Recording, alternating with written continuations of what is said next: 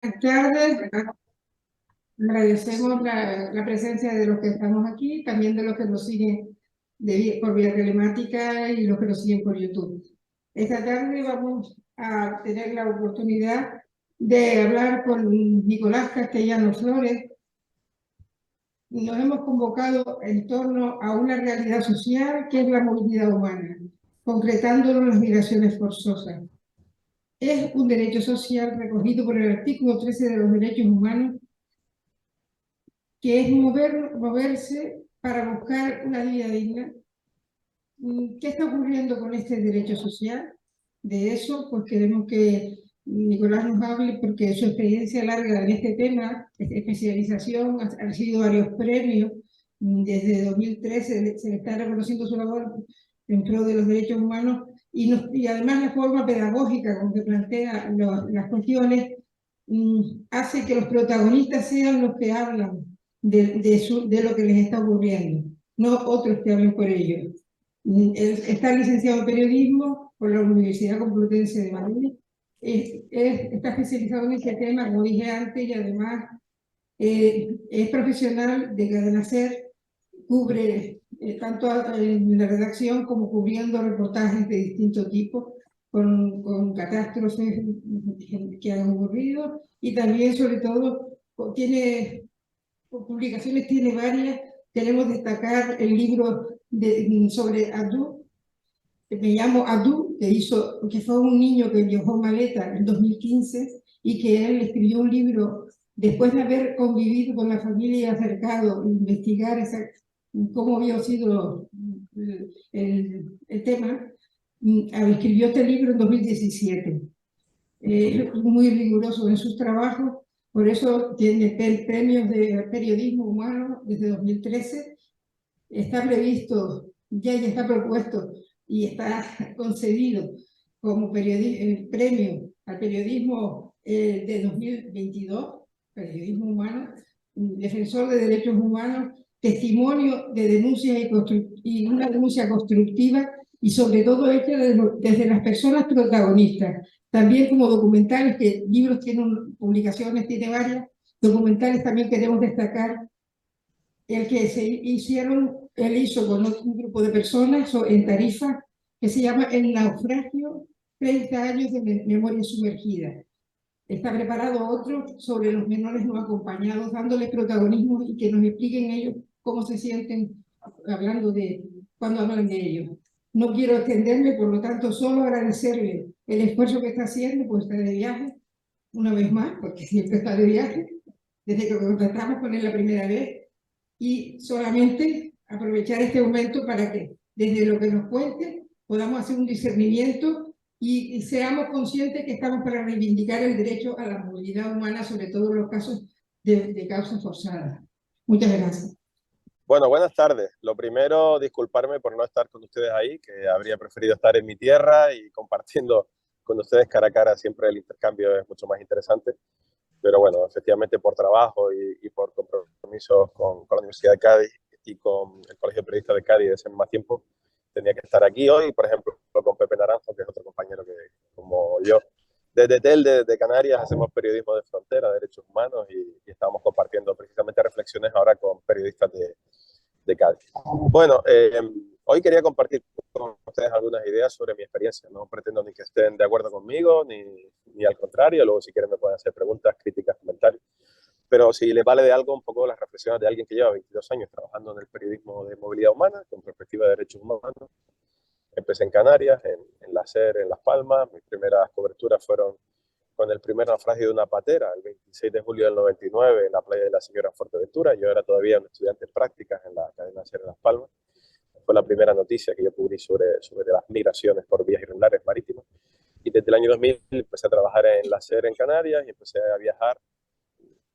Primero ir a los muelles, hablar con la gente, no contar simplemente a la gente como números, como estadísticas, sino ponerle rostro, nombre. Se podía hablar con ellos, nada más llegar de la patera en el muelle Gran Tarajal o en Puerto de Rosario, porque recordemos que todo esto empezó en Fuerteventura. A medida que han pasado los años ya casi no nos dejan hablar con la gente una vez que llega, hay controles policiales, etcétera, etcétera. Luego el COVID fue la excusa, fue la excusa para la barbaridad que se cercenó en el muelle de Arguineguín, uno de los peores escenarios humanitarios de la Unión Europea en las últimas décadas, almacenar a la gente sin derecho en las planadas de un muelle. Y bueno, por compartir con ustedes algunas ideas de lo que deja este año, me gustaría destacar que seguramente escucharán a políticos hacer balances triunfalistas en los próximos días del balance del año de llegadas por vías irregulares a España. Ha bajado, estamos en unas 30.000 personas. En el caso de la llamada Ruta Canaria o la Ruta del Atlántico, ha bajado casi un 30% la llegada de personas por esta vía, por patera, básicamente, que es como llegan los que llegan a nuestra tierra. Y todo esto se venderá con una narrativa triunfalista en base a supuestos acuerdos que nos interesan políticamente con nuestro vecino, en este caso en Marruecos. Todo esto no deja de ser fruto del negocio de la frontera frente a los derechos de las personas. Y este negocio lo tiene España con Marruecos, la Unión Europea con Marruecos, con Libia y con Turquía, básicamente, que son los tres gendarmes que nos hacen el trabajo sucio y que hacen que la gente se muera lejos o que vulnere sus derechos y que no sea intentar que no lo veamos en la opinión pública europea. Pero desgraciadamente buena parte de la opinión pública europea se ha acostumbrado a que sea normal que la gente se muera viniendo en patera a Europa, que la Ruta Canaria sea el lugar más mortífero del planeta. Solo según Caminando Fronteras, que es el colectivo, la asociación en la que trabaja Elena Maleno y que recibe llamadas y monitorea lo que pasa en la frontera sur española desde hace mucho tiempo, solo desde 2018 hasta ahora, en los últimos 5 años, hasta el 30 de noviembre, en la Ruta Canaria han muerto casi 8.000 personas. 8.000 personas más que todos los muertos civiles que ha causado la guerra de Ucrania. Y verán, si les pregunto, un poco para provocarles, si es que estamos en guerra contra los migrantes, porque ¿cuántas guerras generan 8.000 muertos? ¿No?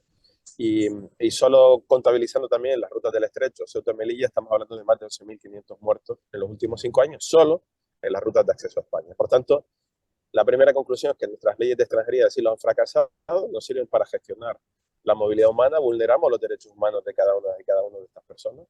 Mujeres, hombres, niños que tienen derecho a la prosperidad, derecho a instalarse en un país distinto al suyo. Estamos cumpliendo los 75 años de la Declaración Universal de los Derechos Humanos y tanto el artículo 13 como el artículo 14 consolida el derecho de una persona a moverse. Toda persona tiene derecho a instalarse en un país distinto de nacimiento al suyo, toda persona tiene derecho a ser protegida, son esos dos artículos básicamente en resumen. La Convención de Ginebra, que se construyó con las cenizas de Europa después de la Segunda Guerra Mundial para proteger a los refugiados europeos, sí se articula con los ucranianos. Han llegado a España 156.000 ucranianos en prácticamente 3 meses. España es el quinto país que más ucranianos ha acogido y nadie ha dudado de que tengamos que acoger a unas personas que vengan de una guerra, ¿no? Nadie ha visto, ninguno de ustedes han visto en los medios de comunicación avalancha de ucranianos, llegada masiva de ucranianos, o esta narrativa racista que tienen muchos medios de comunicación o muchos políticos cuando hablan, por ejemplo, de la gente que llega por la frontera sur o de la poca gente que llega en pateras. Digo poca porque desde que llegan pateras a España, aproximadamente desde mediados de los años 80, a Canarias fue a partir de 1994, de manera muy episódica, y se produce la llegada de personas en pateras porque cambian nuestras leyes, entramos en la Unión Europea y el derecho de acceso a nuestro territorio se endurece. Desde que llegan personas en pateras o por vías irregulares, el número total de personas que ha llegado a España no supera las 300.000. Sin embargo, el número de personas que ha llegado por otras vías, aeropuertos, puertos, etcétera, etcétera, que se han instalado, que son nuestros vecinos y para fortuna y riqueza de nuestra sociedad están entre nosotros, supera los 10 millones desde 1995. De esos 10 millones, prácticamente 3,5 millones han conseguido la nacionalidad, son por tanto españoles de derecho y ya no son etiquetados con el concepto de migrantes. Y el otro 1,5 millones pues simplemente son migrantes que han estado un tiempo entre nosotros y se han ido. Y ahora mismo hay unos 5,1 millones extranjeros en nuestro país, de los que prácticamente 70% son ciudadanos europeos. Han llegado mucho más italianos a Canarias en los últimos 5 años que todas las personas que han llegado en patera a Canarias desde 1994. Y para bien. Y nadie dice que se instalen entre nosotros, que busquen prosperidad, trabajo, se enamoren, sean felices entre nosotros. ¿Qué decirles de la población británica? ¿Qué decirles de la población alemana? Sin embargo, el foco cuando hablamos de las personas pobres que vienen por la frontera sur siempre suele estar puesto en una narrativa belicista que llega a justificar la muerte. El episodio más grave que hemos vivido en Europa en las últimas 3 décadas es el episodio de la masacre de Melilla el 24 de junio, donde también estuve. He estado este año en Ucrania 2 veces cubriendo la guerra y también en Nador cuando se produce la masacre de Melilla el 24 de junio. Con la intervención por acción o omisión de las fuerzas de seguridad marroquíes y españolas, al menos 23 personas, 37 según Amnistía Internacional, y otros 77 desaparecidos pierden la vida en ese día en la frontera de la Unión Europea. Sin embargo, el Estatuto de Refugiados, la Convención de Ginebra, es exactamente la misma para una persona que viene de Sudán, de Darfur, que son los muertos de ese día, que para una persona que viene de Ucrania, que viene de Kiev, de Odessa, de otros pueblos en los que estaba. La respuesta de la sociedad y la política fue muy diferente. Se hizo una directiva europea para permitir la solidaridad y por todo el territorio. Se suspendió Dublín para los ucranianos, es decir, el convenio de Dublín hace que cuando una persona llega a un país sea ese país el primero de la Unión Europea donde tienes que pedir asilo, donde te puedes mover a otro. En el caso de los ucranianos les permitimos moverse por todo el territorio y acceder a aquellas comunidades o a aquellas familias que tuvieran. Por eso en España vinieron 156.000, porque hay una comunidad ucraniana consolidada aquí en Alicante, Madrid y en Cataluña básicamente. Y la respuesta positiva que yo vi el 25 de febrero, la guerra empezó el 24, esta guerra, porque recordemos que Ucrania padece la acción armada rusa desde 2014 con Crimea, la solidaridad que yo vi en la frontera, voluntarios, psicólogos, médicos, gente repartiendo comida, ropa, gente ciudadana que de repente iba con sus coches, iba a buscar a familias ucranianas para llevárselas a Berlín, a Dublín, a Bonn, a España, a Italia. Gente que repartía comida caliente, traductores, etcétera, etcétera. Vi un boom de solidaridad en la frontera que yo nunca había visto. Llevo 23 años recorriendo fronteras, he estado viendo muchos éxodos, la guerra de Siria, Sudán del Sur, República Centroafricana, Somalia, el Congo, en fin, les podría hablar de muchas realidades. Sin embargo, ese comportamiento desde la justicia, desde el acceso al derecho al asilo, al refugio, al derecho a la vida, a protegerse de tu vida cuando estás en un conflicto armado, no se lo respetamos a las personas que vienen del sur pobre. Y esa es una de las grandes vulneraciones o traiciones de nuestro tiempo a la movilidad humana. Este sistema migratorio que mata tiene unos 35 años de historia. Es mentira que siempre la movilidad se haya movido de esta manera. Cuando cayó el muro de Berlín había 11 barreras físicas que separaban países. Hoy hay más de 90 terminadas o en proceso. Barreras físicas cuyo modelo es Ceuta Melilla, con esas vallas que generan muertes, caídas, gente que se queda parapléjica, gente que se corta las manos, etcétera, etcétera. Y esa movilidad humana, en base a muros y a problemas, empezó a construirse con Ceuta Melilla a finales de los años 90, cuando los legionarios empiezan a construir por primera vez una valla, y que, por cierto, es la misma época en la que se empieza a construir el muro, como todos sabemos, para matar el buscar prosperidad. Y desde el principio de los tiempos nos hemos movido. Y hay otros modelos de acogida de movilidad humana, ¿no? Lo hemos tenido en el caso de Canadá, con los refugiados sirios. Canadá se ha llevado a más refugiados sirios de Jordania, de Irak y de Turquía que toda la Unión Europea. Hemos visto ese modelo en el caso de Argentina, como durante mucho tiempo Argentina fue lo que fue y es el país que es por política de apertura a la llegada de migración europea, polacos, italianos, españoles. Está ese museo para el migrante en Buenos Aires, que uno ve las fichas de las personas que pasaron por allí, y entre otros vemos un tal Albert Einstein, que fue acogido temporalmente y luego se instaló en Argentina. En definitiva, por darles algunas cifras, no es verdad que estemos en un momento en el que las migraciones sean masivas, ingobernables y generen conflictos. Hay 275 millones de personas con la etiqueta de migrante en el mundo, según la OIM, la Organización Internacional para las Migraciones. Si a esto le añadimos 100 millones de desplazados forzosos, según el ACNUR, que no incluye, por cierto, la cifra de Ucrania todavía, que serían otros 14 millones de personas, y con una salvedad de esos 114 millones de personas, prácticamente 70% de gente que está dentro de sus países son desplazados internos, que no solemos recogerlos en la narrativa de los medios de comunicación. Hablamos de los refugiados, que son un porcentaje muy pequeño, que son los que se instalan en un país distinto donde están sufriendo persecución, guerra, etcétera, etcétera. En total, podríamos estar hablando de 375 millones de personas aproximadamente que viven en un país distinto al suyo de nacimiento, y esto es un porcentaje muy pequeño de más de 7.000 millones de habitantes en el planeta. Sin embargo, la narrativa política, el discurso del odio, intenta justificar en ese puñado de personas todos los fracasos en la gestión de los servicios públicos, de las políticas públicas, etcétera, etcétera. Y se ha construido al migrante pobre como el chivo expiatorio y el culpable de todos nuestros males. 21, y aquí termino mi primera intervención porque me gustaría que me preguntaran, más que yo soltarles aquí la chapa. en el siglo XXI estamos siendo víctimas de la noticia falsa más antigua del mundo, que es el racismo. Se habla mucho de fake news, ¿verdad? Que nos creemos noticias falsas. No hay algo más falso que haya diferencia entre un ser humano de aquí y de allá. Sin embargo, hoy en día la gente vota desde el racismo, vota desde el miedo, el desconocimiento. Hay 52 diputados racistas en el Congreso de los Diputados españoles. Hay racismo que acaba provocando que Donald Trump llegue a la presidencia. Hay racismo que acaba provocando el Brexit. Hay racismo que hace que la primera ministra italiana sea de la ultraderecha por primera vez desde Mussolini. Hay racismo en Amanecer Dorado en Grecia. Hay racismo en Le Pen en Francia. Hay racismo en buena parte de nuestra sociedad. Y este racismo es fruto, primero, del racismo institucional de los que gobiernan y de los partidos que siguen haciendo un uso del lenguaje criminalizador, que despoja a la gente de su identidad, la traza en una masa oscura, difícil, amenazante.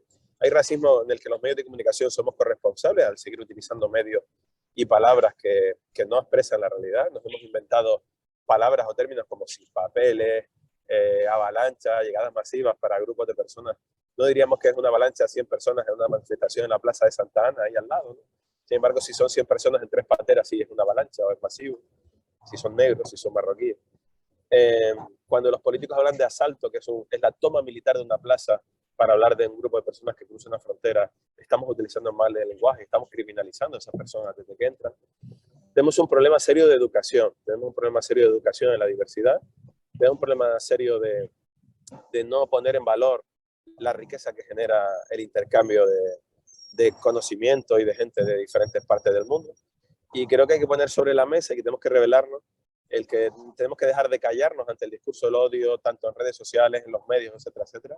Tenemos que reaccionar, tenemos que ser capaces de construir mensajes más naturales de la convivencia con nuestros nuevos vecinos.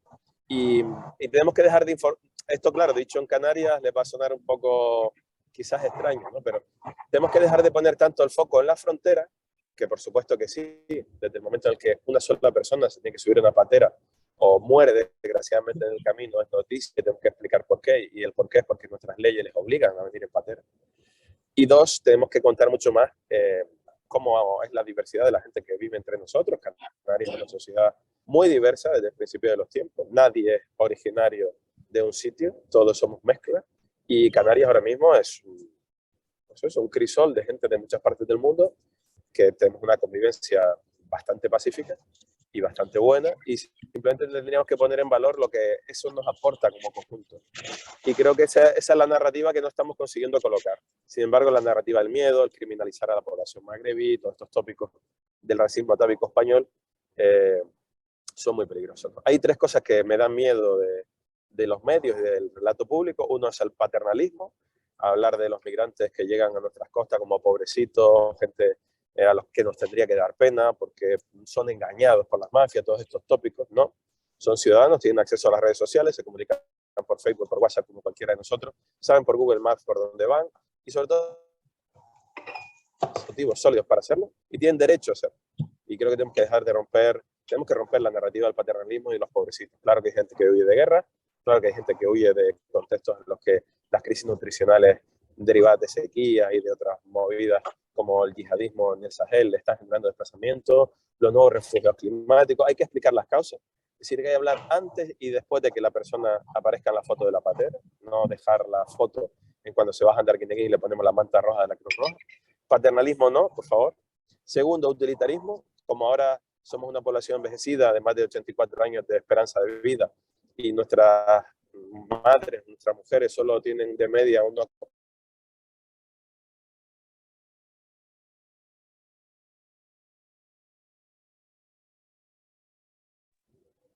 ¿Me estás escuchando? Sí. Ah, vale, se va a cortar. Que como la mezcla de ser una población envejecida y una sociedad que no tiene hijos suficientes, tiene otra dialéctica del utilitarismo, como los necesitamos, ¿no? Para nuestro campo, para nuestra mano de obra, pero además la narrativa esta suele querer solo para trabajos que no queremos supuestamente los oriundos, ¿no? Y esto se significó muy bien durante la pandemia. Todos estamos en casa viendo Netflix, cómodo, y queríamos que vinieran los alimentos a casa, que hubiera repartidores, que hubiera gente que recogiera la fruta en nuestros campos.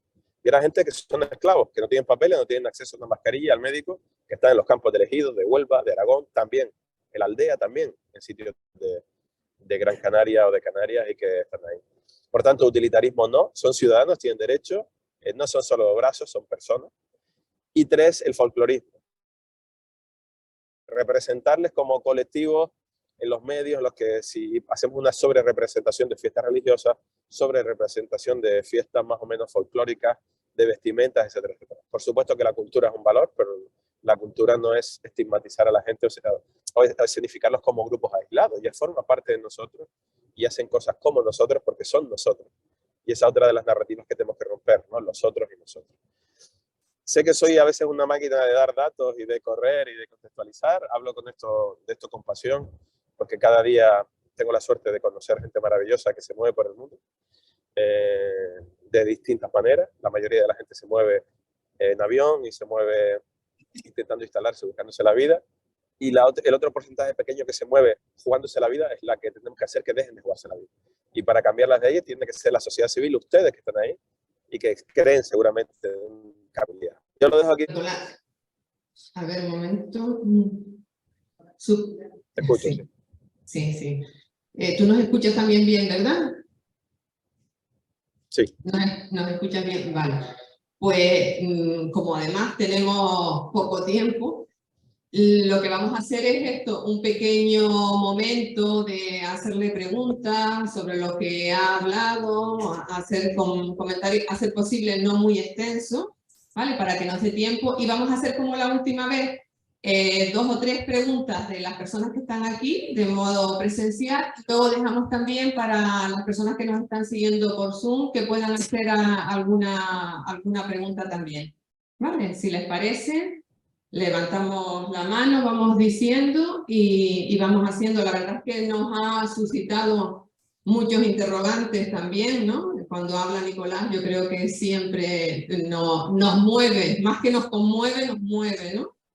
Entonces, desde ahí, pues bueno, todas esas dudas o simplemente el compartir, ¿no? A ver quién rompe. Si hay alguien de los que están, si hay alguien de los que están online y también pues que levanten la mano. Fausto está viendo la cámara o simplemente con la señal. Yo creo que tú desde ahí también, Fausto, lo ves, ¿no?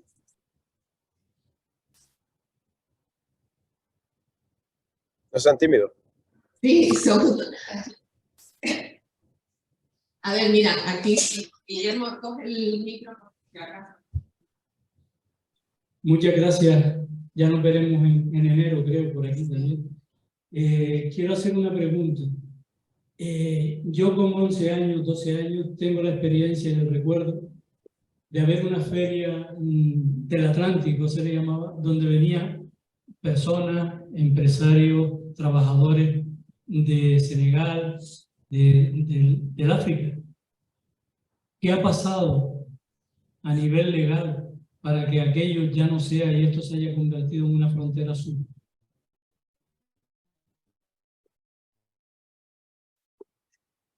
¿Hay alguna mano? Pues Nicolás, si quieres, vas contestando, vas respondiendo. Sí, decía que lo que ha pasado es que hemos levantado un muro legal. Al entrar en la Unión Europea, al crearse en España la primera ley de extranjería de la etapa democrática en 1986, empezamos a establecer los criterios de entrada, ¿no? a reservar el derecho de admisión.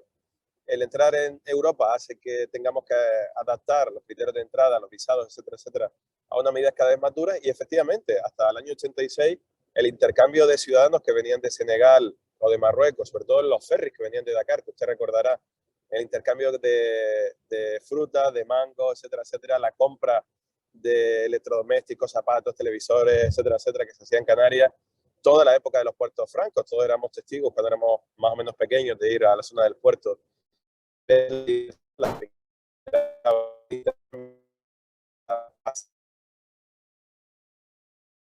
Las Palmas de Gran Canaria como polo de atracción económica, hacía que hubiera un intercambio absolutamente sano. Y sin embargo, desde 1986, y para especialmente después de los años 90, y especialmente después del 11 de septiembre, cuando se criminaliza la movilidad porque se cree que toda población musulmana magrebí puede tener, ¿no? Todos estos prejuicios racistas, intenciones radicales, bla, bla, bla. El criterio securitario, etcétera, etcétera, endurece los visados. Entonces, lo que pasa es que, salvo que seas hijo de un ministro en Mali o en Senegal, nunca jamás te van a dar un visado para venir a Las Palmas, ni a probar suerte, ni difícilmente ver un familiar.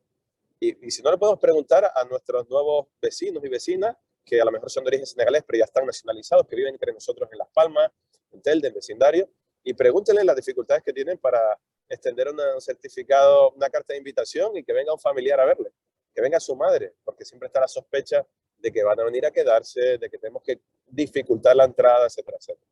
Entonces, muchas veces hablamos del muro físico, lo que supone el Atlántico, de todas las vidas que se estrellan en el Atlántico, las barreras de Ceuta y Melilla, pero el muro legal que hemos levantado genera mucho más sufrimiento.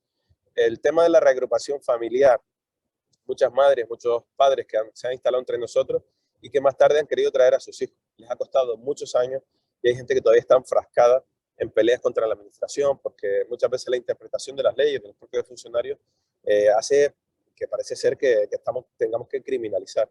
¿Cómo es posible que mentalmente, que es otro muro, aceptemos que a un extranjero por traer a sus hijos le tengamos que poner un precio, tenga que cobrar X cantidad de dinero, ¿sabes? Que es el índice de medición de las ayudas sociales, y cuando un extranjero o una madre quiere traer a su hijo, le exigimos un salario más IPREM, una cantidad X, ¿no? Un criterio económico. Es que algunos de ustedes les pusieron el criterio económico para ser padres. Algún momento les dijo alguien de su ayuntamiento que tienen que ganar 1.500 euros para ser padre. Pero a los extranjeros hemos permitido que se lo hagan, ¿no? Y ese criterio, igual que, por ejemplo, hasta el cambio del reglamento de la ley de extranjería, prohibíamos a los menores marroquíes, a los menores extranjeros en general, menores de 18 años, les impedíamos tener un permiso de trabajo, cuando todo español puede trabajar después de los 16 años. Entonces estamos autorizando con muros legales, mentales, jurídicos, y todos hemos aceptado que se levanten esas barreras. Y a mí mi esperanza, ¿cuál es? Porque no quiero que salga de aquí un discurso negativo. Mi esperanza es que toda esa riqueza que nos ha aportado toda esta gente que se ha instalado entre nosotros, todo este intercambio, las parejas mixtas, la gente que forma parte de nuestros vecindarios, etcétera, etcétera, se están incorporando a esferas de decisión y están haciendo que cambien las leyes. Igual que este gobierno actual no difiere mucho de los gobiernos del PP en la dureza y en el control militarista de la frontera y la vulneración de derechos humanos en las muertes. Es cierto que, por ejemplo, otra pata del gobierno, el Ministerio de Migraciones, sí que ha emprendido pasos con el cambio del reglamento de los menores, con el cambio de reglamento ahora para que haya un posible acceso al certificado de residencia por formación, que se llama, gente que lleve más de 2 años de residencia en España. Hay pequeños pasos de gente que está presionando para cambiar, porque lo que tenemos que cambiar es el conjunto de leyes que hacen que la gente entre de manera segura, porque tienen que entrar y siempre han entrado y siempre entrarán, igual que nosotros hemos salido, salimos y saldremos. Y por tanto, una vez que estén aquí, el acceso a conseguir una cita de asilo, el acceso a conseguir una cita de extranjería para tramitar cualquier permiso en nuestro país, etcétera, etcétera, no sea otra barrera, no sea otra dificultad que le ponemos a la gente que viene. Vamos a intentar ver eso, que la gente que está... Fausto, ¿tienes el resto? No, vale. No, que son 10, no lo vemos todo. ¿Alguien más? No, el resto tiene el vídeo. No. ¿Alguien más quiere hacerle alguna pregunta? Venga, la chica. Nico, yo como eres periodista y bueno, conozco tu trabajo, a mí una cosa que me preocupa es el papel de los medios. Decir de información es arriesgarme mucho. Las dificultades que tienen los medios de información, ya me imagino que depende a quién pertenezca a esos medios, pero no hay ninguna posibilidad de que salga un periodista o varios periodistas que se lancen a denunciar, pero denunciar directamente. Te pongo, por ejemplo, Pepe o Juan García Luján, los que conocemos aquí, o tú mismo. Pero, ¿qué es lo que pasa con los medios de información? Que yo creo que no ayudan para nada. Por ejemplo, aquí tú sabes perfectamente que están llegando pateras y el gobierno de Madrid está diciendo, echando voladores con todo el esfuerzo que está haciendo Marruecos, y la prensa no informa porque el gobierno de Madrid no le interesa. A mí me gustaría que hablaras un poquitín de los medios de información y el papel que pueden jugar, negativo o positivo. Yo personalmente creo que es negativo, pero tú eres periodista y tú conoces el medio de evento. Gracias, amigo. Muchas gracias a ti, amigo, que me alegra verte. A ver, tenemos un problema serio de credibilidad a los medios de comunicación y los periodistas. Si en buena parte están triunfando hoy las ideas populistas, racistas, y la gente se comparte ideas simples que todos podríamos comprobar con nuestro teléfono móvil que buena parte de esa basura racista es mentira, es porque la gente no cree a los medios de comunicación convencionales, cada vez cree menos a los periodistas. Y esto forma parte de una intencionalidad que es atacar la credibilidad de los medios de comunicación, más allá de que muchos lo hemos hecho mal y hay que hacer autocrítica, y que muchos medios de comunicación por intereses políticos desinforman a veces. Pero yo creo que hay una intencionalidad política del sistema de desacreditar los medios de comunicación, porque cuanto más consigas colocar los mensajes, los partidos por su cuenta y los movimientos populistas por su cuenta, va a ser más fácil intoxicar a la sociedad con ideas simples, populistas o racistas. Pero por poner un ejemplo concreto, en el caso del Sáhara, ¿no? España traiciona a los saharauis de esta manera, el gobierno español, y la narrativa mediática intenta justificar la traición a un pueblo de esa manera como si fuera un pago a cambio del chantaje, de justificar de que lleguen más o menos migrantes o de controlar el discurso o el peligro yihadista, ¿no? Entonces, si la gente no... La gente, digo, es muy difícil hablar de la gente de la sociedad, yo considero que buena parte de la sociedad tiene buena intención, pero si la gente no cree en los medios de comunicación y se alimenta simplemente de su camiseta, de su ideología, de su partido, de aquellos que alimentan sus ideas de miedo, de odio, si la gente ha dejado de creer en los medios de comunicación, es mucho más fácil que triunfe el populismo. Por eso se dio el fenómeno de Trump, por eso UKIP, por eso Le Pen, por eso la primera ministra italiana, por eso 52 diputados racistas en España. Y no solo es el racismo, hay un retroceso en derechos de igualdad, no se está volviendo a respetar la narrativa de los derechos de igualdad en España, se cuestiona los feminicidios, se cuestiona la violencia de género, se ha triplicado los delitos de odio contra colectivos como el LGTBI o los colectivos migrantes según la Fiscalía, y eso es un problema de credibilidad, entre otras cosas, de los medios. Y me estoy bajando del coche en directo, que estoy llegando al aeropuerto de Jerez, que me tengo que coger el avión. Bueno, muchas gracias. Me estoy despidiendo de las compañeras de la Universidad de Cádiz. Un saludo. Nos vemos pronto. Sí. Bueno. Dejamos que te despides. Puedo tener 5 minutos más hasta que llegue a la puerta de embarcación. Venga, 5 minutos más. ¿Alguien más que quiera hacer alguna cuestión? ¿Alguien más? No sé si de los que están online también. No, ahora mismo no. Pues no sé, quizás Nico, ya que además queda poco tiempo, vas tú mismo si quieres hacer un pequeño resumen y ya cerramos.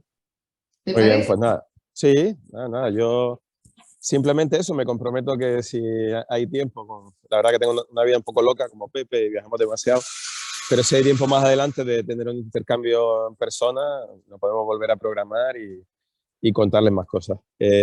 Mi conclusión hoy en día es que foros como estos, aunque parezcamos poquitos y convencidos, son necesarios. Tenemos que recargar las pilas frente al discurso del odio. No nos tenemos que callar, no tenemos que dejar que gobiernen ellos ni las redes sociales, ni los medios de comunicación, ni los discursos públicos. Es mentira que la mayoría de la sociedad española o la sociedad occidental sea racista. Lo que sí tenemos que tener todos los límites para que no se siga contagiando el racismo. Y el papel fundamental es la educación y la credibilidad. Educación desde el pequeño, en los colegios, en los institutos, en las universidades, que ustedes que puedan tener más acceso a los colectivos migrantes, intercambien también la riqueza que aporta la gente diversa a nuestra sociedad. Y la credibilidad es que entre todos volvamos a recuperar la credibilidad para que la gente crea más a los medios de comunicación y crea más los mensajes profesionales de los periodistas especializados que el típico canal, meme, etcétera, etcétera, que destila racismo y que se comparte por todos lados. Un ejemplo muy cercano lo hemos tenido estos días en el Mundial, ¿no? Como hemos visto clichés racistas, ¿no? El racismo que apestaba en las redes sociales con la población marroquí cuando España se enfrentó a Marruecos, el racismo que también se ha destilado con algunos de los argentinos, etcétera, etcétera, ¿no? Y al final metemos en la costelera simpleza, falta de acceso a la información y que la gente tiene cierto cansancio de los medios de comunicación porque no nos cree, la gente prefiere estar en el selfie breve de Instagram, prefiere estar ausente de los problemas reales de la sociedad, pero tenemos un problema muy grande y con esto termino, que es la desigualdad económica. Esto explica todo. En España tenemos un problema de desigualdad, hay más de un 30% de pobreza, más de un 33% de pobreza infantil, estamos a los mismos niveles que Rumanía o Bulgaria, y la desigualdad que se ha generado entre Europa y África se ha disparado, especialmente en los últimos 10 años.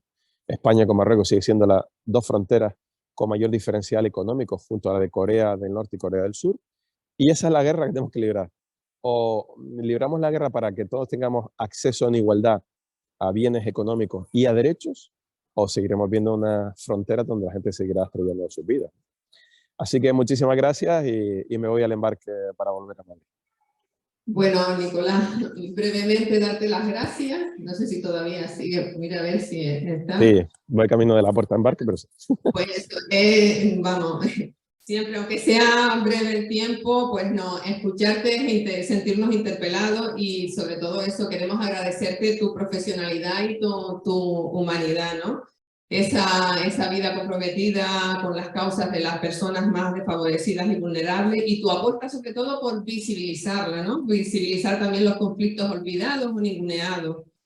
Yo creo, antes lo decía también, ¿no? Hoy más que nunca necesitamos periodistas como tú, que con libertad y además desde el terreno nos ayuden a entender la complejidad de lo que está sucediendo en el mundo actual. Y además nos da un baño de realidad que también nos hace falta para salir de la indiferencia con la que a veces vivimos. Pues esperamos que a lo mejor el 19 de enero, parece ser que vas a estar por aquí. No el sé. 19, si todo va bien, vamos a presentar el documental M, que va sobre la realidad de los niños no acompañados. Hay 4 de ellos que llegaron siendo pequeñitos a Canarias y son historias muy, muy bonitas y que vamos a presentar en el Cabildo de Gran Canaria, en el patio, así que ahí podemos tener la oportunidad tanto de ver el documental para que veamos el relato de los chicos y chicas como de intercambiar opiniones o lo que quieran. Lo de saludarte y agradecértelo personalmente, el esfuerzo que has hecho. El documental también está visible ya en YouTube, me parece, ¿verdad? Sí, aunque claro, la diferencia es que allí lo vamos a ver. Ese día lo vemos en calidad cine, porque está rodado para eso, para ver pantalla gigante. Y luego van a estar algunos de los protagonistas que van a contar allí, pues, tanto su experiencia, de por qué han querido hacer un documental sobre ellos mismos, y para que la gente conozca un poco más en carne y hueso a esos que la ultraderecha racista llama menas y que son niños y niñas o adolescentes que han venido aquí a buscarse la vida. Exacto, que es importante. Entonces, allí tendremos también oportunidad, como digo, de saludar. A través de la escuela lo vamos a recordar, tanto en el WhatsApp como por el correo, para vernos allí. Vale, Nicolás, te dejamos. Muchísimas gracias, de verdad. Nada. Gracias a ustedes. Nos interpelas Un cada saludo. vez que te escuchamos. Gracias. Muchas gracias. Chao. Hasta luego.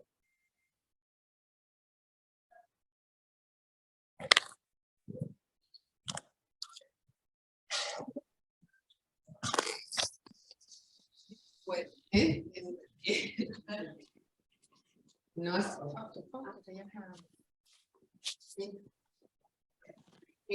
bueno, como fue posible, al principio estaba previsto que viniera, al final, como decía él,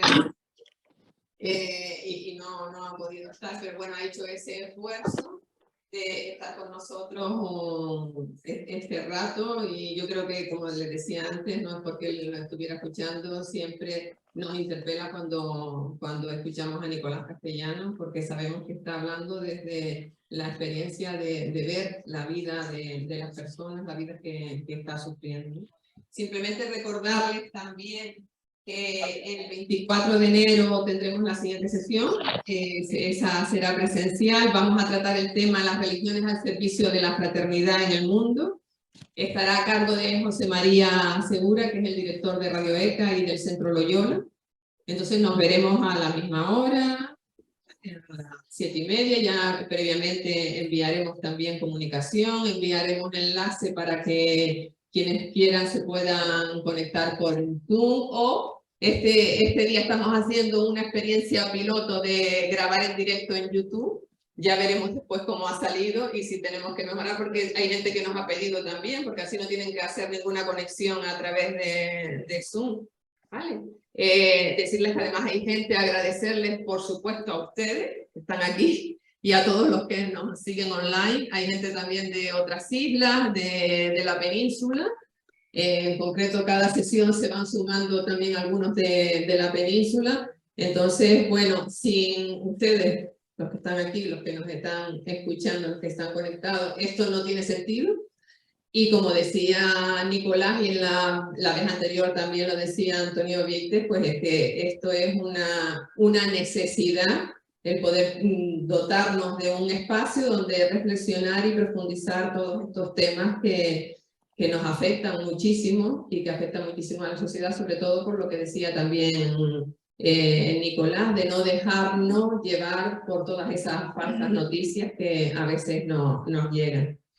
Bueno, por último, en nombre de todas las personas que estamos así coordinando un poco la escuela, pues desearles feliz Navidad. Ahora vamos a tener un pequeño ratito con unos villancicos y compartir alguna cosita, un vinito o alguna cosa. Y bueno, eso, como dice también el Papa Francisco, pues en Navidad y todo el año permanezcamos atentos y acojamos a los hermanos y hermanas más frágiles que llaman no solo a las puertas de nuestra frontera, sino también a las puertas de nuestros corazones, ¿no? Pues que tengamos esas puertas abiertas, que construyamos una sociedad de puertas abiertas, ¿no? La sociedad canaria siempre se caracterizó por ser un pueblo de puertas abiertas, ¿no? Ya las estamos cerrando, pero bueno, que vayamos recuperando esa sociedad de puertas abiertas. Y nada, feliz Navidad y muchas gracias, ¿eh? Muchas gracias a todos y a todas.